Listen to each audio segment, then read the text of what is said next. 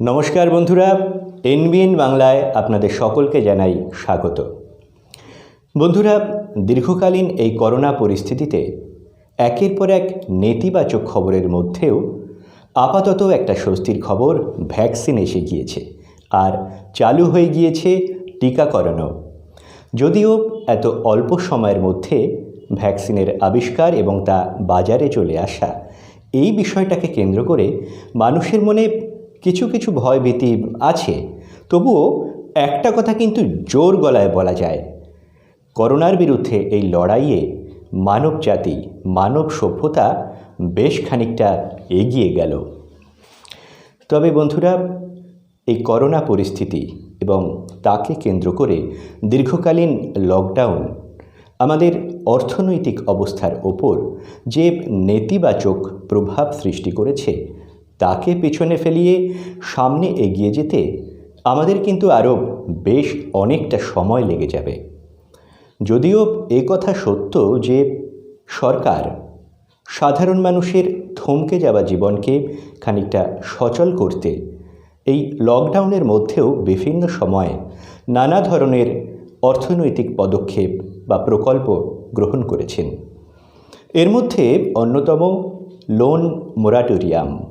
বন্ধুরা, RBI loan moratorium ঘোষণা করলেও এই বিষয়টা সম্পর্কে কিন্তু আমাদের সকলের মনেই, অন্তত বেশিরভাগ মানুষের মনেই বেশ খানিকটা ধোঁয়াশা রয়ে গিয়েছে।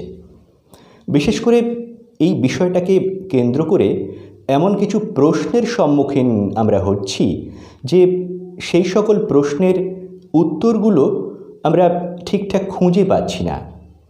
যেমন ধরুন, বর্তমানে ব্যাংক বা এনবিএফসি জাতীয় সংস্থাগুলি প্রায়শই আমাদেরকে ফোন করে বলছেন লোন ফোরক্লোজার করে দিন, অথবা কখনো কখনো তারা বলছেন লোন সেটেলমেন্ট করে নিন।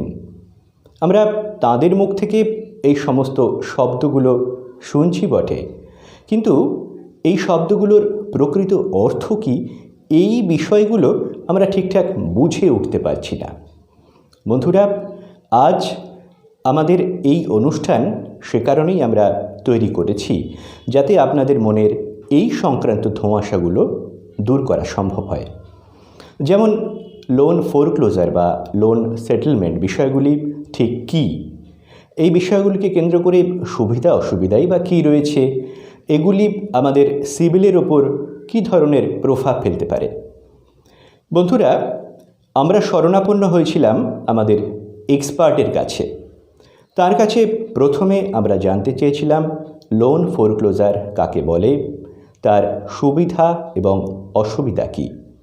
দ্বিতীয়ত, লোন সেটেলমেন্ট কাকে বলে, তার সুবিধা এবং অসুবিধা কী। শেষে আমরা জানতে চেয়েছিলাম এই লোন ফোরক্লোজার এবং লোন সেটেলমেন্ট, এই ধরনের বিষয়গুলি আমাদের সিভিলের ওপর কীভাবে এবং কতটা পরিমাণে প্রভাব ফেলতে পারে।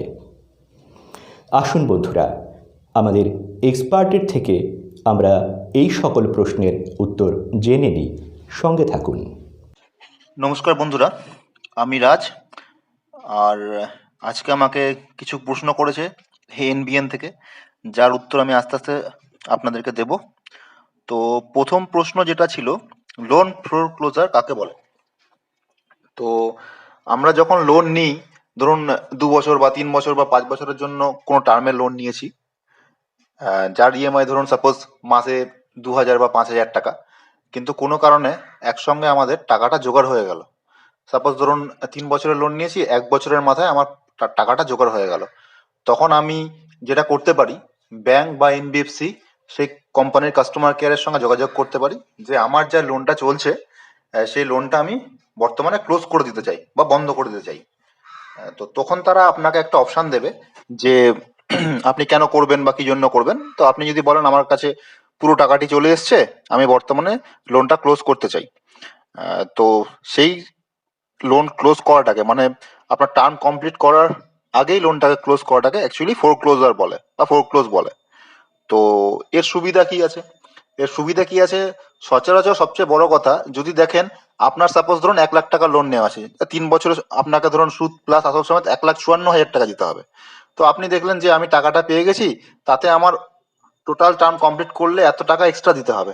তার থেকে যদি আপনি কম পান, তাহলে সেই ইন্টারেস্টটা আপনার দিতে হবে না, সেটাই আপনার সুবিধা। আর অসুবিধা কি আছে? অসুবিধা বলতে আহ, অসুবিধা তেমন কিছু নেই। যদি আপনার যে ইন্টারেস্টটা পেমেন্ট করার থাকে সেই ইন্টারেস্টের থেকে কম আপনাকে পেমেন্ট করতে হবে, সেই কারণে অসুবিধা কিছু নেই। কিন্তু একটাই অসুবিধা থাকে, যেটা নিয়ে ফ্লোর ক্লোজ করার জন্য 2% থেকে 7% পর্যন্ত আপনার চার্জেস লাগে। সাপোজ ধরুন আপনার 3 বছরের লোন নেওয়া আছে, আপনার 1 বছর দিয়েছেন, সাপোজ ধরুন আপনার ক্যাপিটাল বাকি আছে 1 লাখ টাকার মধ্যে 80,000 টাকা, তাহলে 80,000 টাকার উপর 2% থেকে 7%, মানে 1,600 টাকা থেকে 5,600 টাকা পর্যন্ত আপনার একটা এক্সট্রা খরচা হতে পারে। এটা একটা অসুবিধা থাকে। আর একটা অসুবিধা থাকে যে আপনি যেহেতু লোনটা ক্লোজ করে দিচ্ছেন অন অ্যাডভান্স, কিছু আরো এক্সট্রা অনেক টুকটাক কিছু চার্জেস নেয়, সেই চার্জেস গুলো একটু দেখে নেবেন।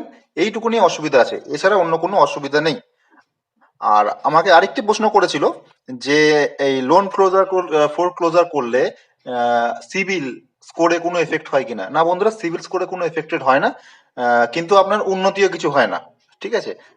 আর আপনি লোনের এলিজিবিলিটি আপনার বেড়ে যাবে, কারণ যে অ্যামাউন্টটা আপনাকে টোটাল ধরুন সিভিলে ডিসাইড করেছে যে টোটাল আপনি এত টাকা লোন পাওয়ার যোগ্য, সেখান থেকে এই অ্যামাউন্টটা ফেসেছিল। কিন্তু এখন আবার নতুন করে পুনরায় কিছুদিন পরে, 1 মাস 2 মাস বা 3 মাস পরে আপনি যদি অ্যাপ্লাই করেন, আপনি বেশি লোনও অন্য জায়গা থেকে পেতে পারেন। তো 2 নম্বর যেটা আছে আমাদের লোন সেটেলমেন্ট। তো বন্ধুরা, একটা কথা আপনাদেরকে বারবার বলে রাখি, লোন সেটেলমেন্টটা কখনোই করা উচিত না। যদি বলেন কেন, লোন সেটেলমেন্ট অ্যাকচুয়ালি কি সেটা আগে জানি। লোন সেটেলমেন্ট মানে সাপোজ ধরুন আপনি ব্যাংকের থেকে লোন নিয়েছেন 1 লাখ টাকা, আপনি কিছুদিন দেওয়ার পরে টাকা দিতে পারছেন না কোনো কারণে, অর্থনৈতিক বাজের জন্য আপনি দিতে পারছেন না, তখন আপনাকে বাধ্য হয়ে ব্যাংক, এটা ম্যাক্সিমাম ক্ষেত্রে যেটা ঘটে ক্রেডিট কার্ডের ক্ষেত্রে ঘটে, আমরা অনেকবার লক্ষ্য করেছি, ইভেন পার্সোনাল লোনের ক্ষেত্রেও ঘটে, ঠিক আছে। তো মানে অ্যাকচুয়ালি আনসিকিউরড লোনের ক্ষেত্রে এগুলো বেশি ঘটে, আনসিকিউরড লোনের ক্ষেত্রে, ঠিক আছে। তো সেটেলমেন্ট করলে কি হয়, তখন আপনি সাপোজ ধরুন 1 লাখ টাকা লোন নিয়েছেন, 18,000 টাকা টোটাল পেমেন্ট করেছেন, তাহলে আপনার এখনো ব্যাংক আপনার কাছ থেকে সাপোজ 82,000 মানে 82,000 টাকা পায়। তো আপনাকে ব্যাংকের যারা এক্সিকিউটিভ আছে তারা আপনার সঙ্গে বসে বললো, স্যার আপনি প্রিন্সিপালটা দিন তাহলেই হয়ে যাবে, কিংবা প্রিন্সিপালের থেকেও কম আপনাকে অফার দিল, আপনি ভাবলেন বা আমার তো কমই হচ্ছে, তাহলে এটা কেন স্যার বাজে বলছে। বাজে বলার একটাই কারণ, আপনি যখনই লোন সেটেলমেন্টে যাবেন তখন হয়তো সেই ব্যাংক আপনার এগেনস্টে কোনো লিগাল স্টেপ বা কিছু নিয়ে থাকে, সেগুলো সে উইথড্র করে দেবে, কিন্তু আপনার লাইফ টাইমের জন্য সিভিলটা খারাপ হয়ে গেল। আপনি কিন্তু পরবর্তী পর্যায়ে যে কোনো ধরনের ইনস্টিটিউশনে যখন আপনি লোন অ্যাপ্লাই করবেন, তখন কিন্তু ওটা সিভিলের মধ্যে সেটেলমেন্ট বলেই দেখাবে। তো সেই কারণে আপনার লোন পাওয়ার যে জায়গাটা সেটা প্রায় নষ্টই হয়ে যাবে বলা যেতে পারে। ইভেন অনেক সময় অনেক এক্সিকিউটিভ বলে এতে আপনার কোনো অসুবিধা নেই, আপনি লোন পেতেই পারেন। টুকটাক কনজিউমার লোন আপনি পেয়েও যেতে পারেন, কনজিউমার লোন টোন ছোটখাটো লোন, কিন্তু ধরুন হাউস বিল্ডিং লোন বা কার লোন এগুলো পাওয়ার পক্ষে খুব মুশকিল হবে। তখন আপনার দেখবেন সেই ফোরক্লোজারটাকে, এই সরি সেটেলমেন্টটাকে আপনাকে বলবে পুনরায় ফোরক্লোজ করতে, তারপরে আপনি নতুন লোনের জন্য অ্যাপ্লাই করতে পারবেন। তো সুতরাং বন্ধুরা, লোন ফোরক্লোজার আর লোন সেটেলমেন্ট দুটো ভিন্ন জিনিস, ঠিক আছে।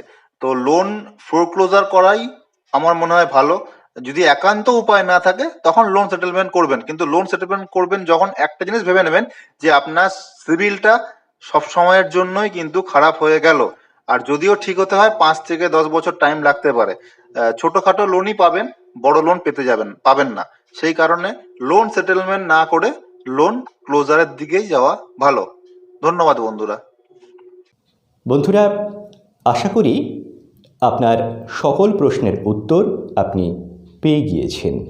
সঙ্গে থাকুন, সুস্থ থাকুন, সর্বদা মাস্ক ব্যবহার করুন, সাবান দিয়ে বারে বারে হাত ধুন। জয় হিন্দ, ধন্যবাদ।